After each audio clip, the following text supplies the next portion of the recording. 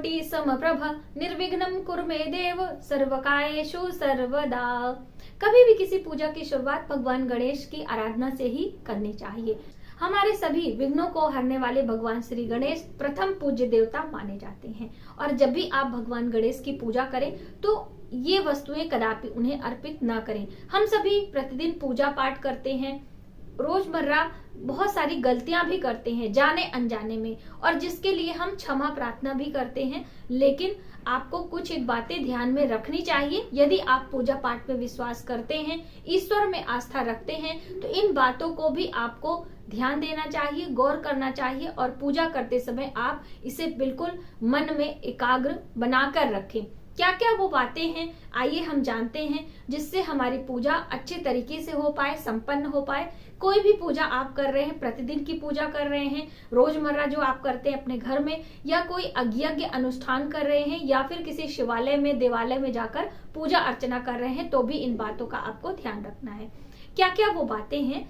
सबसे पहली बात तो भगवान गणेश को कभी भी तुलसी पत्र नहीं अर्पित करना चाहिए। भगवान गणेश की ही बात क्या करें, हम पूरे शिव परिवार को ही तुलसी पत्र नहीं अर्पित करना चाहिए। ये हमारे लिए शुभ नहीं माना जाता है। वहीं पर रविवार के दिन तुलसी पत्र तोड़ना भी नहीं चाहिए। तुलसी पत्र यदि आप तोड़ना चाहते हैं तो अन्य दिनों में आप तोड़ सकते हैं, जिसकी जानकारी हमारे चैनल पर दी गई है। आप रविवार को तुलसी पत्र ना तोड़ें, ये हमारे लिए शुभ नहीं होता है। ऐसे दिनों में जो गमले के आजू बाजू गिरी होती हैं, उन्हीं पत्तियों से आपको काम चलाना होता है। जैसे कि विष्णु भगवान की पूजा में या फिर विष्णु परिवार के कोई भी उनके जो रूप स्वरूप हैं, भगवान श्री राम हो गए, कृष्ण हो गए, इनकी पूजा में तुलसी पत्र बहुत आवश्यक माना जाता है। तो ऐसे में आप गमले के आजू बाजू गिरी हुई पत्तियों का ही इस्तेमाल आप कर सकते हैं। काफी लोगों का प्रश्न आता है कि क्या हम रविवार के दिन तुलसी पूजन कर सकते हैं, क्या दीप लगा सकते हैं? तो देखिए, पूजा की बात अलग हो जाती है। तुलसी का स्पर्श नहीं करना होता है रविवार के दिन। अब आपकी तुलसी सूख रही है, बिल्कुल मुरझा गई है, आप कहीं घर से बाहर गए हुए थे और अचानक से आपने रविवार को देखा कि हमारी तुलसी सूख गई है। अब ऐसे में आप जल कैसे नहीं डालेंगे? अगर नहीं डालेंगे तो मुरझा जाएंगी। तो आप भूमि स्पर्श करते हुए जो गमले की मिट्टी है उससे आप जल सिंचित कर सकते हैं।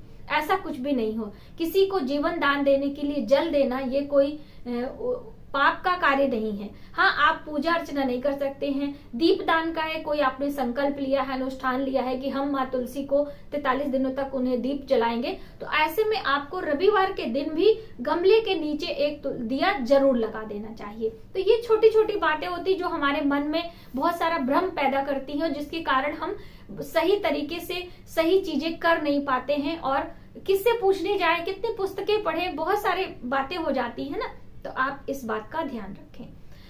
तुलसी से ही संबंधित एक विशेष जानकारी कि कभी भी तुलसी पत्र को दांतों से चबा के हमें खाना नहीं चाहिए। आप उन्हें हाथों से क्रश करके उन्हें निगल सकते हैं, लेकिन दांतों से चबाने से हमारे दांतों के लिए हानि हो सकती है, क्योंकि तुलसी में पारा पाया जाता है और पारा हमारे दांतों के लिए ठीक नहीं होता है। इसलिए आपको दांतों से कभी भी तुलसी चबानी नहीं चाहिए। तो ये भी आपको ध्यान रखना है। अगली महत्वपूर्ण बात कि 3 गणेश भगवान की प्रतिमा आपको अपने घर में नहीं रखनी चाहिए। भगवान गणेश प्रथम पूज्य देवता हैं और सर्वोपरि माने जाते हैं। सबसे पहले पूजा में गणेश जी की ध्यान आराधना करते हुए हम पूजा की शुरुआत करते हैं। तो आप उनकी 3 प्रतिमा ना रखें, यानी कि विषम की संख्या में प्रतिमाएं हमारे लिए शुभ नहीं होती हैं। सम की संख्या में आप रख सकते हैं।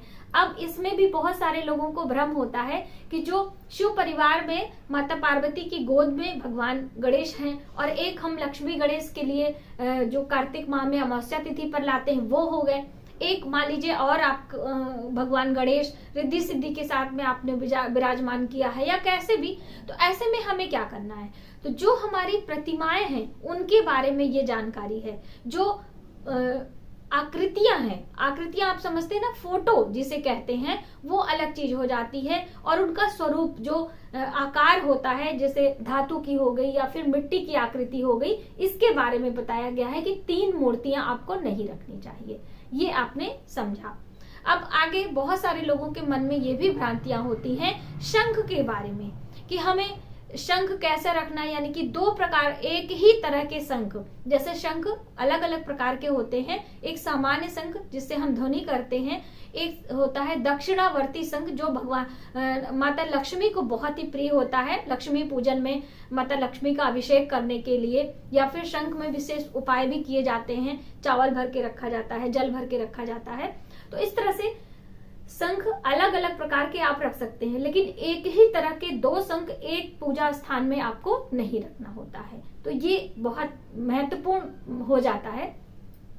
अगली बात कि जब भी हम पूजा की शुरुआत करते हैं तो घंटे घड़ियाल बजाते हुए पूजा की शुरुआत करते हैं, या फिर आप हाथों से ध्वनि करते हैं। तब आप किसी पूजा मंदिर में प्रवेश करते हैं, या आप अपने मंदिर का पट खोलते हैं, पर्दा जो लगा है, कुछ भी लगा है, जो भी आपके घर में हो वह करते हैं। जब भी आप मंदिर जाते हैं तो आपने देखा है कि मंदिर के प्रांगण में घंटे की ध्वनि लगी होती है, मतलब घंटा लगा होता है, और ध्वनि करते हुए हम अंदर प्रवेश करते हैं। घंटा क्यों बजाया जाता है, इसके बजाने के पीछे का कारण क्या है? आपने देखा है अभी जो राम मंदिर अयोध्या में बना हुआ है, वहां कितने किलोग्राम का घंटा एक महारानी ने लेकर आई थी, और वहां पर जब उस घंटी की ध्वनि होती है तो उसमें ओम शब्द का उच्चारण होता है। तो घंटे की अपने आप में बहुत बड़ी महत्वता है, और घंटा बजाने से हमारे आसपास के वातावरण में शुद्धि होती है, सकारात्मक ऊर्जा का वास होता है, नकारात्मक शक्तियां हमारे आजू बाजू से हटती हैं। तो इसी मान्यता के कारण जब भी हम पूजा पाठ करते हैं तो घंटे की ध्वनि करते हैं। अब बहुत सारे लोग गलतियां करते हैं कि जब हम मंदिर से वापस आते हैं, भगवान की सकारात्मक ऊर्जा लेते हुए अपने शरीर में, अपने प्राण वायु में भरते हुए हम मंदिर से बाहर निकलते हैं, तो भी बहुत सारे लोग घंटे की ध्वनि करते हैं। ऐसा आपको बिल्कुल भी नहीं करना चाहिए, ये हमारे लिए शुभ नहीं है, तो आप ऐसा ना करें। अगली महत्वपूर्ण बात है कि अपने घर में शिवलिंग, जैसे अभी सावन का महीना आने वाला है तो उसमें भगवान शिव की आराधना करते हैं। आपके घर में पहले से शिवलिंग होंगे, अब आपको बहुत बड़ा शिवलिंग अपने घर पे नहीं रखना है। अंगूठे के इतना बड़ा शिवलिंग आपको अपने घर रखना चाहिए, ये हमारे लिए शुभ होता है। बहुत सारे लोग भ्रम में लाते ही नहीं हैं कि शिवलिंग, तो यदि आप लाना चाहते हैं तो अपने घर बिल्कुल ला सकते हैं, उनकी पूजा अर्चना कर सकते हैं, आप शिवालय जाके पूजा कर सकते हैं, कैसे भी करें, लेकिन जब भी घर लेकर आए तो बस अंगूठे के इतना बड़ा ही शिवलिंग आपको अपने घर में रखना चाहिए। मनुष्य जीवन में यही शिवलिंग घर के लिए बताया गया है, गृहस्थ वालों के लिए बताया गया है। तो आप ऐसी गलती ना करें कि बड़े बड़े शिवलिंग लाके प्राण प्रतिष्ठा वगैरह आप करवाएं, ये मंदिरों के लिए अच्छा है, हमारे घर के लिए, गृहस्थ के लिए शुभ नहीं माना जाता है। वहीं पर दीप जला के पूजन करने की बात कही गई है, तो दीप से दीप नहीं जलाना चाहिए। कभी कभी हम क्या करते हैं, एक दीपक जला होता है, दूसरा दीपक उसी से जला लेते हैं। ऐसा करने से आपके ऊपर कर्ज बढ़ता है, ये हमारे लिए शुभ नहीं माना जाता है। अक्सर आपने दादी नानी को सुना होगा कि दीप से दीप जलाने की प्रथा नहीं होनी चाहिए, तो ये भी आपको ध्यान में रखना है।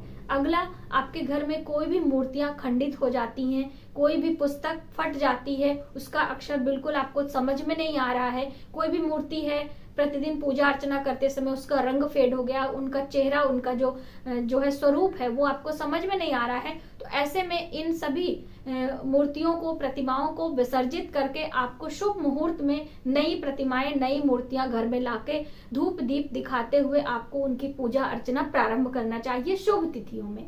ठीक है, तो आप ऐसे में उन सभी मूर्तियों को जो भी टूटी हैं, खंडित हैं, उन्हें विसर्जित करना चाहिए। विसर्जित करने के लिए भी बहुत सारे लोग पूछते हैं कि कहाँ पर करें, तो आप किसी जल प्रवाह कर सकते हैं आजू बाजू। यदि जल प्रवाह नहीं कर सकते हैं तो किसी बड़े वृक्ष के नीचे जाएं, आप पार्क में जाएं, मंदिर में जाएं, और खड्डा काफी गहरा ऐसे खोद लें और वहां पे सारी चीजें डाल के और ऊपर से मिट्टी आप डाल दें।